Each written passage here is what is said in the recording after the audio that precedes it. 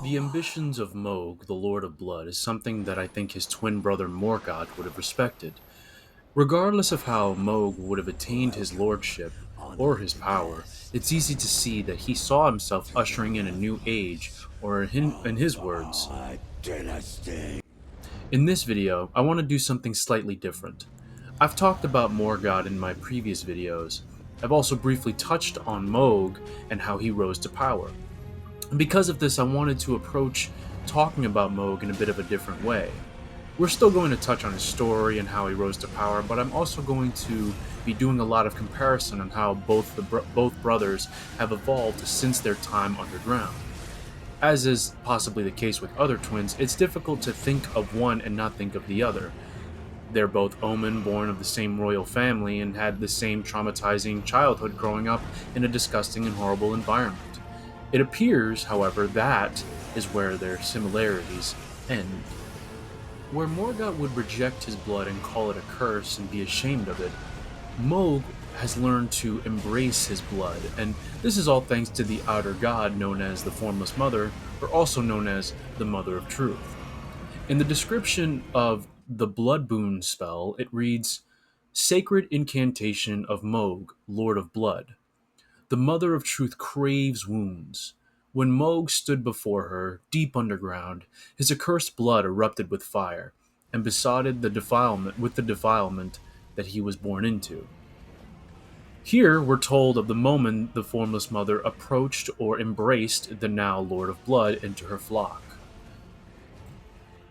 Morgoth chose to seal away his accursed blood into his sword, even going a step further to hide his sword as a lumpy, almost disfigured cane. I could see this being a metaphor for how the Lord of Leyndell views his own blood. Much like his physical appearance, Morgoth chose to continue the philosophy that omens were a curse upon the Golden Order. At any point, Morgoth could have chosen to change his clothes into something a little bit more respectful, more fitting for a king, but chose not to. Mohg, on the other hand, went the opposite direction. The Formless Mother gave Mohg the confidence and the power to rise above what the Golden Order would consider to be his disfigurement, the thing that made him less than a person. Mohg wears a regal robe, and wielding his trident which almost feels like a scepter. As I stated in my Morgoth video, Mohg chose to let his horns grow to the point where one was actually protruding his eye. His teeth are showing, and his nails are long. Despite his quote-unquote curse, he is clean and has a proud way about him. From just a physical presence alone, we see how on the other side of the spectrum Mohg is compared to his brother. Without knowing the history of the two, one could make the argument that Mohg was probably better off than his brother Morgoth. I also have this feeling that if we weren't on this sort of demigod wrecking spree, Mohg would have probably offered us a spot in his dynasty. Morgoth saw us trespassing his home when we arrived, whereas Mohg, on some level, welcomed us. This is where I want to take a moment and sort of zoom out to view the whole picture. Now, the Golden Order and Mohgwyn are both distinctively different factions. I, and I'm sure many others see it the same way, both think that they're representations of heaven and hell. The Golden Order obviously is meant to be heaven in the Christian and Catholic faith. We know this because of Marika and Radagon's depiction on the statues and how their stance are, and other iconography. Furthermore, we can see the cross when the Golden Order symbol appears, whether by a casting an incantation or anything else. Thirdly, one can make the argument of the color scheme chosen for the Golden Order, gold and white. Now, one can make the argument that this is probably an inspiration from Dark Souls 1 with Anor Londo, but it's almost as if the Golden Order is trying to make their own heaven with these colors. The colors sort of give off this saintly feeling. It is welcoming, yet at the same time holding itself to a higher standard. Now, the Mohgwyn dynasty, to me, is a symbol of hell. Mohg himself looks like a devil in a more traditional sense. Thick horns, sharp teeth, long nails, demonic looking even. The only difference is that Mohg is put together and regal about his appearance. To add the red, the color of blood, is meant to appear a little bit more aggressive. Much more aggressive, actually. Again, Mohg looks like looks like a small slice of hell. underground, getting no sunlight, creatures corrupted by the very evil that taints the land. But what is somewhat interesting is that once again, there is this sort of welcome feeling, mostly presented by Varre, assuming you follow his questline up to getting the Pure Blood Knight's medal, and again, the Lord of Blood himself.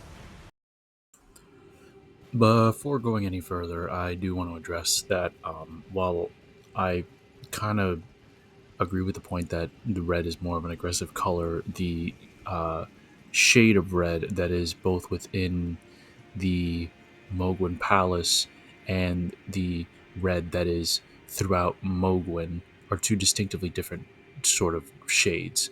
The red in Mohgwyn, the area, is more obviously tainted of blood. That is the part that I deemed more aggressive. Whereas if you look at the boss fight with Mohg himself, it is a lot more of a welcoming, warm fire. It's giving off this warm feeling, whereas the uh, latter, blood tainted land, is more of just corruption of the formless mother. Now, Varre is a significant character in the story of Mohg, the Lord of Blood. He is our introduction to Mohg, and arguably probably one of the first characters in game that wants us to question the motives of the Golden Order and the Two Fingers. His quest line, he wants us to taint a piece of cloth with the blood of a maiden. And for those who don't know, maidens are part of the Golden Order. They guide us, tarnished warriors, interpreting grace, guiding us on our path to Elden Lord. For your final trial, soak the cloth with a maiden's blood. Normally, this ritual would involve killing one's own maiden and recanting the wisdom of the two fingers. But since you are maidenless, the blood of anyone's maiden will do. The cloth is your final trial. Seeing as we don't have a maiden, he tells us any maiden would do. Ideally, we use one of the three deceased maidens throughout the game. I bring this up because maidens are a symbol of the Golden Order. If a Tarnished killed their finger maiden, it was essentially the ultimate protest against the Golden Order. Both Maiden and Tarnished would form a bond throughout the journey to Elden Lord, basically becoming close friends, if not confidants. If we had a maiden, the idea would have been we would have killed her as the ultimate sign of betrayal towards the Golden Order and unyielding loyalty to Mohg. The soiling of the cloth with their blood was essentially a nail in the coffin. It's widely believed that Varre was the one that killed the maiden in the Chapel of Anticipation, basically the place that we spawn in from at the beginning of the game. We would have gone along with this quest because he is the first person we meet in game.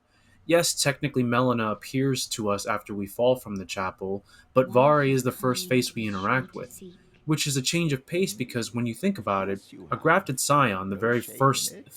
living thing we Unfortunately for meet you, in the lands however, between, you are destroys us, or maidenless. we destroy it and then Without we fall to the guidance, ground. without Regardless, the the first thing we strength meet of meets rune, us with and ultimate without an aggression. invitation Varre, being the at the first quote round unquote table warm hold, face, get you it are because he's by fated, the grace and the it grace is meant to be seems, warm. It is to refreshing die to see him there. sincerity. Now, I won't go over his entire quest line, mostly because I kind of want to go back to talking about Mohg and his story, but I will say this. At the end of his quest line, Varre gives us the Pure Blood Knight's medal, a key that is given to us to go into Mohgwyn Palace, and ideally we're supposed to wait for a right time. The description reads, proof that one is a glorious knight of a new dynasty of Mohg, and that the Lord of Blood will inaugurate. Used to be granted an audience with Mohg, only it is not yet time. For Mohg yet slumbers besides divinity. Be patient, the new dynasty is nigh.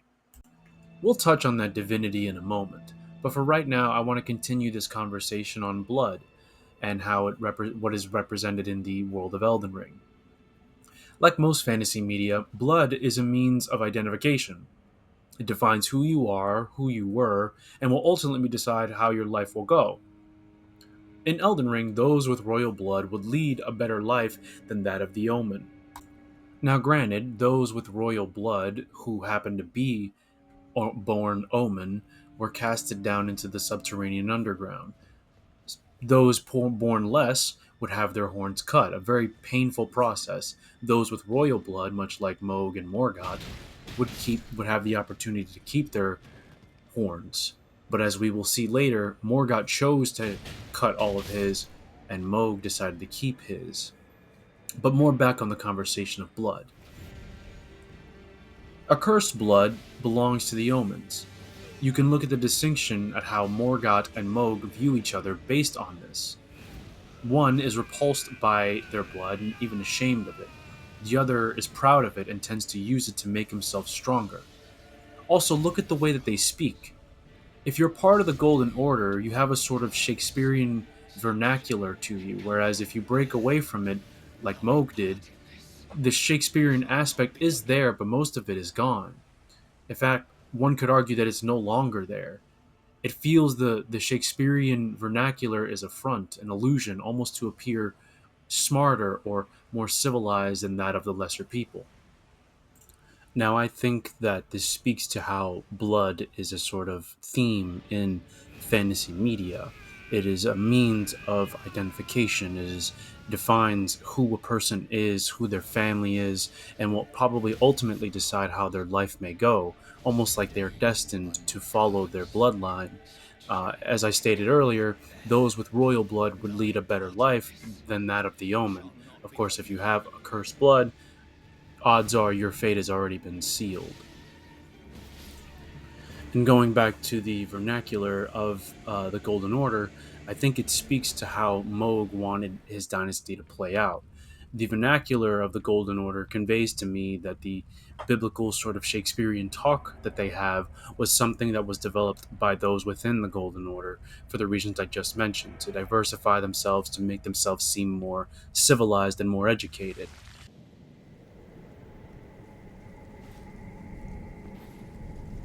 Graceless, tarnished.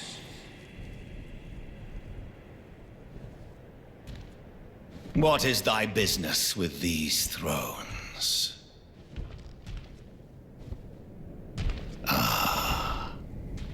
Godric the Golden. The twin prodigies, Miquella and Melania.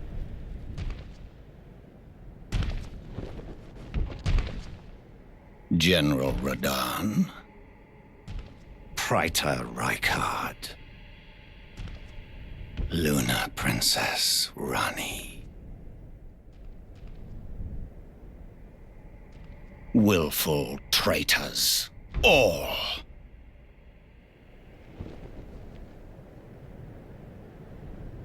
Thy kind are all of a piece.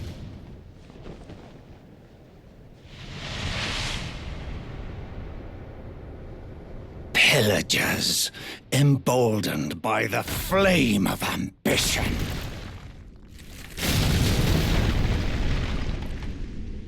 Have it writ upon thy meager grave. Felled by King Morgoth, last of all kings. Miquella.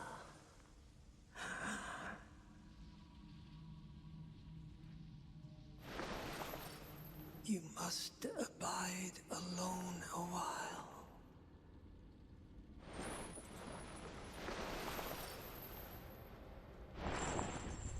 Welcome, honored guest, to the birthplace of our dynasty. And I think this adds more credence to how real Mohg is. He doesn't hide who he is. He's not ashamed of who he is. He has fully embraced his flaw, if you want to call it that, and in some ways is strengthened by it. This is actually quite motivational when you think about it, because here is a character who was literally casted down into the sewers of his home simply because of something that was entirely out of his control. He was forced to live with this idea that he was born with a cursed blood and doomed to a life of solitude, haunted by wraiths, which are said to be the vengeful spirits of those who have died cursed. He rose above all of this and came out stronger. Now, let's not discredit Morgoth. He did the same thing, but the argument could be made that Morgoth has some sort of Stockholm syndrome, given that he ran back to the very people that would see him perish in the sewers. Or is Morgoth better for having forgiven his abusers and chose to rise above that anger and defend his home? This is where I want you to let me know in the comments what you think. Now, a huge part of Mohg's rise is to be credited to the Formless Mother. Now, while much is unknown about the Formless Mother, or the Mother of Truth, as we've heard her being called, we do know this. She is an outer god, and she doesn't seem to have a sort of physical presence or a physical body. When casting a blood incantation, the caster is reaching up to the sky and pulling blood out of a portal that is opened. On the other side of that portal is the Formless Mother. Looking back to the Blood Boon incantation description, thrust arm into the body of the Formless Mother, then scatter the blood flame to set the area ablaze. To put simply, Mohg has the power of an outer god on his side, and once again he seems to be doing better than his brother. As the opening cinematic tells us, the Greater Will abandoned the lands between. Something else is also revealed in the cinematic trailer that would cause so much speculation, probably the most I've seen in a video game lore community, that is, until the Shadow of the Erdtree DLC. Now, we'll talk about the events of the DLC momentarily. For now, I want to finish out this thought I had on the relationship between the Formless Mother and Mohg. The outer gods of the world of Elden Ring all have their own agenda. We don't know how many there are, but we do know they all, if not some, have their eyes set on the lands between for one reason or another.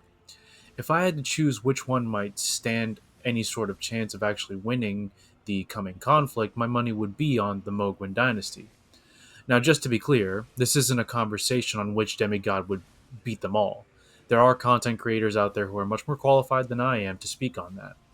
I am speaking specifically to which demigod would have made a move next, and I think Mohg would have been the first one to do so. He was slowly building his army by the time we arrived at his palace. Now, we can talk about who could have won the throne after the Shattering War, but that sounds like another topic for another video. There is one demigod we obviously need to touch on, and that is another main character to Mohg's story. For those who don't know, Miquella the Kind is a rat-faced two-time and son of a... I'm so sorry about that. I just kept thinking about my first run in the Shadow of the Erdtree DLC, and let's just say my fists would have loved to show a lot of compassion to Miquella's face. But anyway, the TLDR that is Miquella is that he is the son of Marika and Radagon, his twin sisters Melania.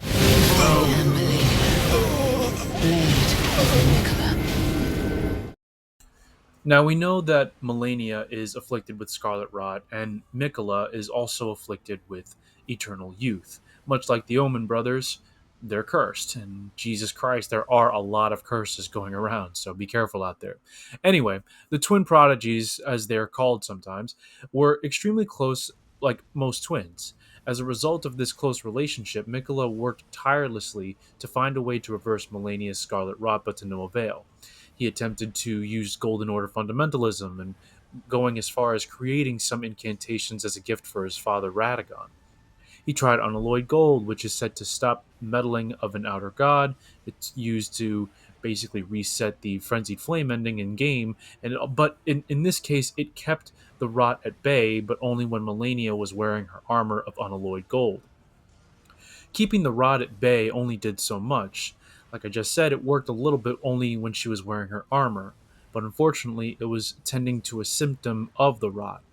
Now, the next logical step for Miquella would be to follow in his mother's footsteps in becoming a god, but again, I'm kind of getting ahead of myself. In an attempt to ascend to godhood, Miquella began growing the Halig tree. Obviously, we know that didn't go over so well because Mohg would end up kidnapping Miquella while he was cocooned from the world in Elden Ring. Mohg would then bring the young prince to Mohgwyn, his home, or his new home, where he's attempting to start his dynasty, where Miquella would once again be cocooned, only this time Mohg would corrupt Miquella's growth with his own blood. The Lord of Blood's exaltation talisman reads, "Render up your offering of blood to your lord. drench my consort's chamber, slake his cocoon's thirst. His awakening shall herald the dawn of our dynasty. Before continuing, I want to read another piece of lore, and then we'll get back to my thoughts on this. Mohg's remembrance reads, wishing to raise Miquella to full godhood, Mohg wished to become his consort, taking the role of monarch. But no matter how much of his bloody bedchamber he tried to share, he received no response from the young Empyrean. Now, if you're like me, when you fought and beat Mohg, you were expecting something to happen to Miquella's cocoon. I remember for the longest time the lore community of Elden Ring would theorize and speculate what would happen to Miquella. And then, Shadow of the Erd Tree dropped, and we all know how that went. The running joke would be that Mohg had beaten the allegations. For the longest time, a lot of us lore people thought Mohg broke Miquella out of the Halig tree for his own agenda, and in some ways, yes, he did, but at the same time, Mohg was also manipulated. The bewitching branch reads, pierce a foe, using FP to turn them into a temporary ally. The Empyrean Miquella is loved by many. Indeed, he has learned very well how to compel such affection. Now, I know you already reached the conclusion we all have already gotten to, but just let me get there. Miquella had essentially bewitched the Lord of Blood in order to bring him to the Land of Shadow. It is revealed in the Shadow of the Erd Tree what Miquella's intentions are by Sir Ansbach. After Lord Mohg's slaying at his dynastic palace, it appears his body has been absconded with and taken straight to kind Miquella. Surely you recall that I once served Lord Mohg as a pureblood knight after failing him in every regard and losing sight of my vows. I'd do anything to make amends in whatever meager way I can. They possibly have in mind for Lord Mohg's remains. The implications are rather unnerving. Oh, what's this?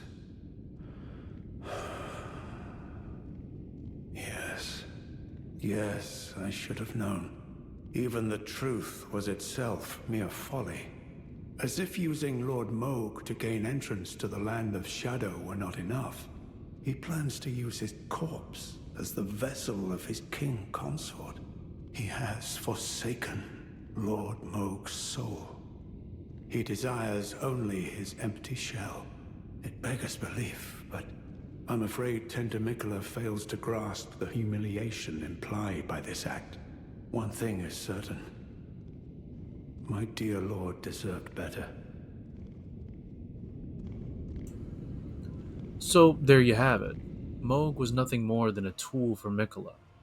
Now, you could argue that he was also a tool for the Formless Mother, but I'd say at least Mohg was given a sense of purpose with the Formless Mother.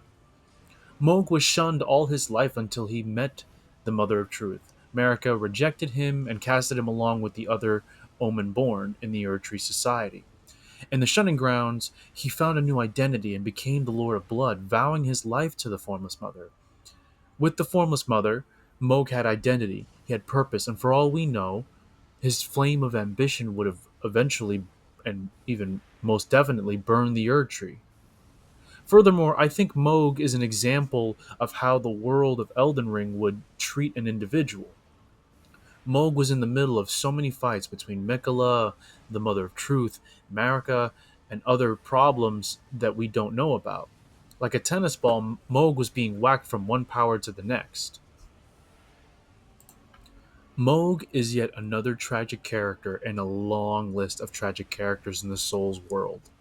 We don't know what his plans were outside of raising Miquella to godhood and ushering in the Mohgwyn dynasty.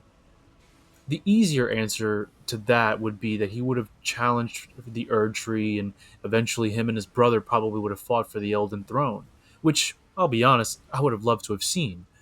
But in the end, however, Mohg would meet the same end that most of the characters in Elden Ring would meet, just becoming another tool to be used for someone else's gain. And that's going to be it for me. If you made it this far, I hope you consider leaving a like and a comment, and hopefully subscribe, but just know your viewership is enough. Thanks for watching, and I'll see you in the next video.